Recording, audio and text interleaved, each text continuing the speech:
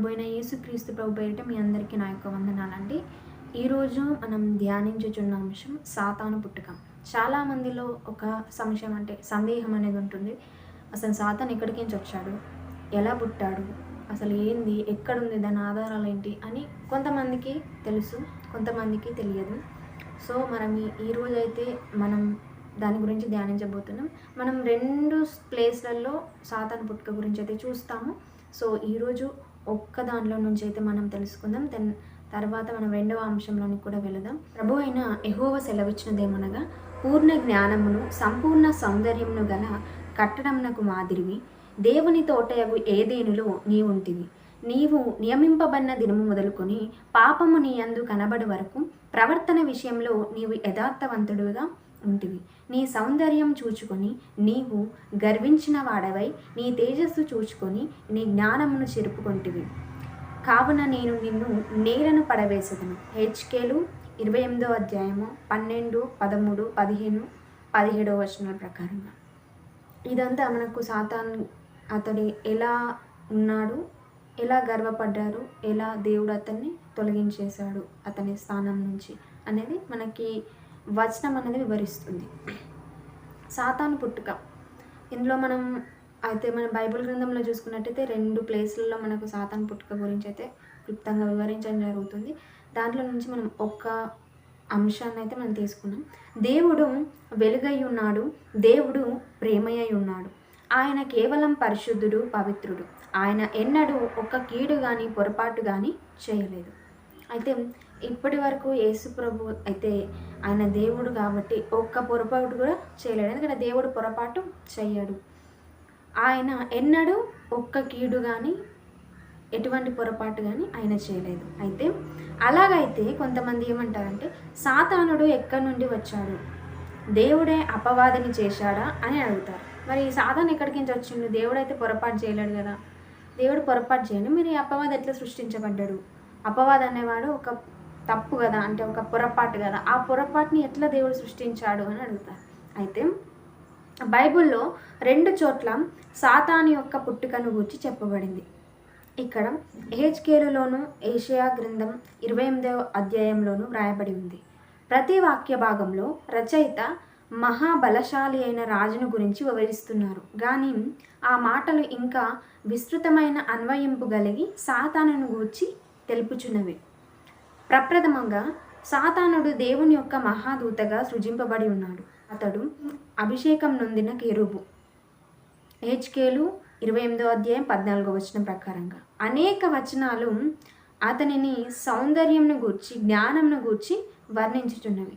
అయితే చాలా వచనాలు అయితే అపవాది యొక్క సౌందర్యాన్ని, జ్ఞానం గురించి వర్ణించుచున్నాయి. అంటే అతను ఒక దూతగా ఉన్నప్పటి ఆ జ్ఞానాన్ని. అతడు నిస్సందేహంగా సౌందర్యం కలవాడు, ప్రకాశమానమైన దూతగా సృష్టింపబడ్డాడు. దేవుడు అతని జ్ఞానంతో నింపి ఉన్నాడు. అయితే అతడు ఒక రోబో వంటి కాదు. అంటే అదే రోబోని మనం ప్లే చేస్తే, అది ఇట్లా రిమోట్ ప్లే చేస్తే ఆ రోబో ఎటు వెళ్ళమంటే అటు వెళ్తుంది, ఏ పని చేయమంటే ఆ పని చేస్తుంది. కానీ ఆ సాతాను రోబో వంటి వాడు కాదు. అతనికంటూ తన సొంత చిత్తం ఉంది.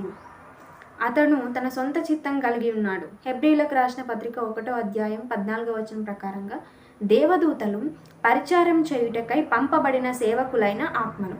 దేవుని పరిశుద్ధ దూతలు ఎన్నడూ పూజింపబడటానికి లేక పూజలు అందుకోవడానికి అంగీకరించదు. ప్రకటన గ్రంథం 22వ అధ్యాయం 8వ వచనం ప్రకారంగా, 9వ వచనం ప్రకారంగా, అంటే దేవదూతలు ఎన్నడూ కూడా పూజలు అందుకోవడానికి, అంటే దేవుడు అనిపించుకోవడానికి వాళ్ళు అర్హులు కాదు, వాళ్ళు అలా చేయవద్దు అని మనం చూస్తున్నాం. మన వాక్య భాగం సూచించేదేమంటే, ఈ బలశాలి అయిన కెరూబు తన సౌందర్య ప్రకాశమును చూచుకొని తన జ్ఞానమును చెరిపివేసుకున్నాడు. యెహోవాయందలి భయము జ్ఞానమునకు మూలం. కీర్తనలు 111 అధ్యాయము 10వ వచనం. అమితమైన స్వాభిమానము, గర్వము అతని హృదయంలో నిండినవి. అతనిలోని ఈ దురాలోచన దేవుని మీద తిరుగుబాటు చేయటానికి ప్రేరేపించినది. అతనితో పాటుగా మరి ఇతర దేవదూతలు కూడా అతనితో చేరారు. అయితే ఈ దూత చాలా అందంగా, అంటే ప్రకాశమానంగా గొప్ప ఇట్లా వెలుగుతో ఉండడం వల్ల తన అందాన్ని చూసుకొని, తన జ్ఞానాన్ని చూసుకొని తను గర్వపడటంతో తనతో పాటు ఇంకా వేరే దూతలు కూడా తనతో పాటు ఏకీభవించడంతో దేవుడు అతనిని నేలను పడవేశాడు. ప్రస్తుత దినాల్లో మనుషులు తమను గురించి తమ జ్ఞానం, అందం, శరీర సౌష్ఠవం, ప్రత్యేకించి దేహ ఆకృతి గురించిన ఆలోచనలే నేటి జీవన శైలిలోనూ సంస్కృతిలోనూ అంతర్భాగంగా కొనసాగుచున్నవి. దేవుని పూర్తిగా విస్మరించటం రోజు రోజుకు ఎక్కువవుచున్నది. మనుషుడు గర్వంతో నేను సర్వసమర్థుడను అన్నట్లు ప్రవర్తిస్తున్నాడు. అయితే దేవుడే ఇంకను సింహాసనాసీనుడై ఉన్నాడు. అంటే చాలామంది వాళ్ళందరినీ చూసుకొని ఈ దినాల్లో, ప్రస్తుత దినాల్లో కూడా చాలామంది గర్వపడుతున్నారు. అలాంటి వారు ఉన్నారు. వాళ్ళు ఎలాంటి వారంటే దేవుణ్ణి పక్కన పెట్టేసి దేవుని తృణీకరించి ఇలా చేస్తున్నారు అని మనం చూస్తున్నాం. దేవుడు ఇంకను సింహాసనాసీనుడై ఉన్నాడు. ఆయన త్వరలో తీర్పు జరిగించబోచున్నాడు. ఏ విధంగా ఈ దుష్టరాజులకు తీర్పు తీర్చినట్లు ఆయన ప్రవక్తల ద్వారా ప్రకటించబడిందో అలాగే మనుషులకు కూడా తీర్పు రాబోచున్నది. ఇలాంటి అపవాదికి ఎలా అయితే దేవుడు తీర్పు తెచ్చాడో అలాగే మనుషులకు కూడా తీర్పు రాబోచున్నది. ప్రభు చిత్తమైతే మరలా కలుసుకుందామండి. మీకు ఇంకొక అంశాన్ని నేను వేరే వీడియోలో మీకు దాన్ని వివరిస్తాను. అంటే సాతాను పుట్టుక గురించి 2 ప్లేస్లలో మనకు చూసాం. అయితే హెచ్కేఎల్ గ్రంథంలో మనం చూసాం. ఇప్పుడైతే తర్వాత మనం ఏషియా గ్రంథంలోనిది దాన్ని మనం వివరించుకుందాం. ప్రభు చిత్తమైతే మరలా కలుసుకుందాం. ప్రభు పేట మీ అందరికీ నా యొక్క వందనాలు.